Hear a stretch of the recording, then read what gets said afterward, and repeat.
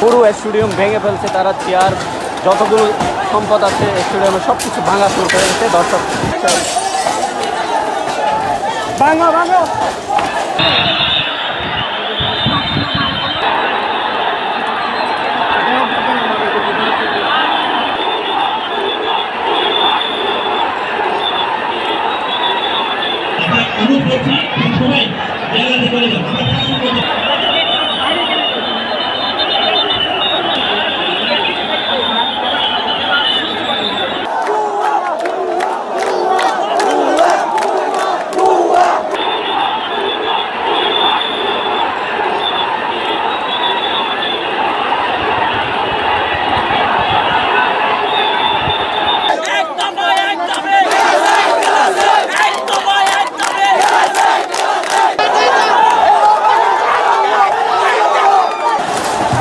দেখতে পাচ্ছেন খেলা না হওয়ায় দর্শকের যে আমেজ, পুরো স্টেডিয়াম ভেঙে ফেলছে তারা, চেয়ার যতগুলো সম্পদ আছে স্টেডিয়ামে সব কিছু ভাঙা শুরু করে দিচ্ছে দর্শক।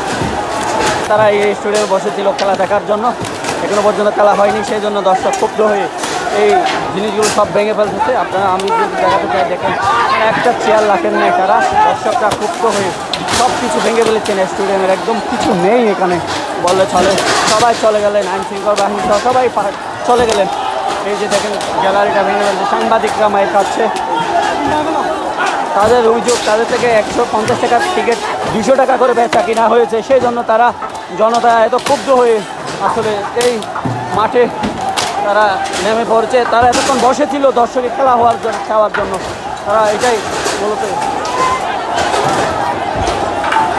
কমপ্লিট সব কিছু ভেঙে ভেঙে চুর মাচুর করে দিয়েছে, পুরো গ্যালারি পুরো স্টেডিয়াম ভেঙে ফেলেছে তারা। সেটা আমি যদি দেখাতে চাই আপনাদেরকে, দেখেন পুরো স্টেডিয়াম ভেঙে চোরমার করে দিয়েছে তারা। এই যে দেখেন সব কিছু ভেঙে ফেলেছে। আমি যদি একটু দেখাতে চাই আপনাদেরকে, দর্শক ক্ষুব্ধ হয়ে কি বুঝলেন ভাই, অনলি যেটাই চাই সব কিছু ভেঙে ফেলেছেন তারা।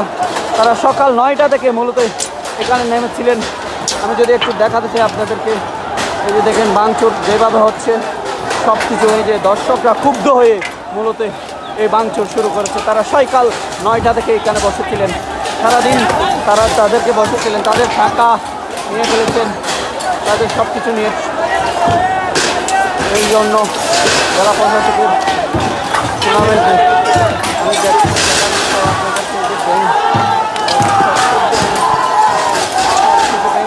আমরা যদি এটা দেখাতে চাই আপনাদেরকে, একটু দেখাতে চাই, আমি বিপিএসসি যুদ্ধের মতো হয়ে গেছে এখানে, যুদ্ধক্ষেত্র।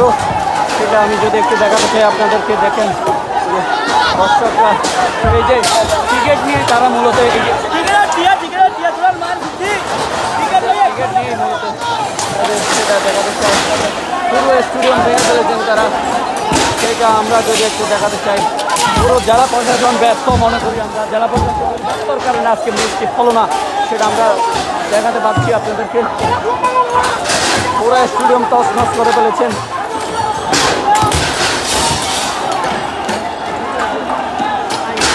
পুরো স্টেডিয়াম ভেঙে চোর মাটি করে দিয়েছেন তারা। এই যে স্টেডিয়ামের থেকে চেয়ার এনে, এই যে চেয়ার নিয়ে ভাঙা ভাঙা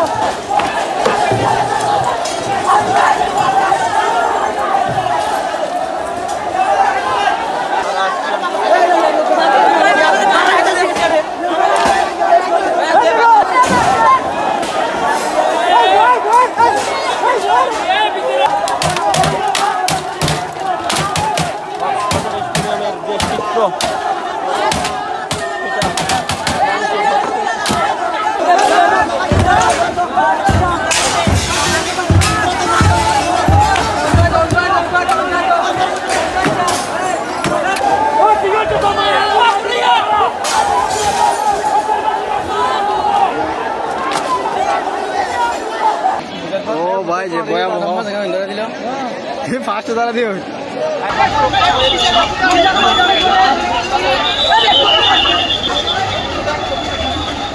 Oh, না, চলে যান না, চলে যান না।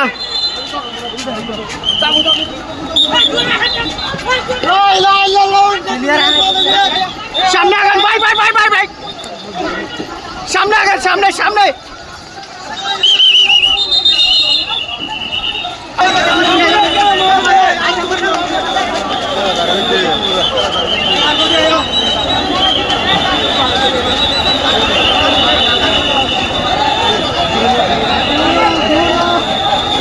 এখানে কোনো ইন্ধন না, যেহেতু ডিসি গোল্ড কাপ সবসময় উৎসব মুখর থাকে, জমকালো আয়োজনে থাকে, সেই জন্য যেহেতু ট্যাগনাপ আর রামুর খেলা ছিল, পাশাপাশি ট্যাগনাপ থেকে সকাল থেকেই নাকি আমরা যতটুক শুনেছি গতকাল একদিন আগে থেকে এবং সকাল থেকে উৎসুক জনতা খেলা উপভোগ করার জন্য এসেছে।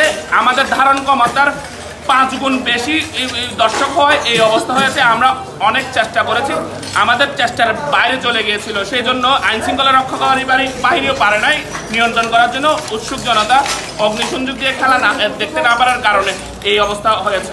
জানেন যে আজকে DC gold cup football tournament ছিল, সেখানে আমরা ধারণা করছি যে আমাদের যে এক্সপেক্টেড দর্শক তার চেয়ে অনেক বেশি দর্শক চলে আসে, যে কারণে তারা যেটা হয় প্রথমেই মাঠের গেটগুলো ভেঙে ভিতরে চলে যায়, ভিতরে চলে একটা বিশৃঙ্খলা তৈরি হয়। তারপরে আমরা তাদেরকে বুঝিয়ে শুনিয়ে আমরা বাইরে বের করে দেওয়ার চেষ্টা করি এবং তারা আমাদের কথা শুনে বাইরে বের হয়ে চলে যায়। পরবর্তীতে কিছু দর্শক কিছু বাইরে থেকে খেল শুরু করে, যে কারণে আমরা খেলা শুরু করতে পারছিলাম না।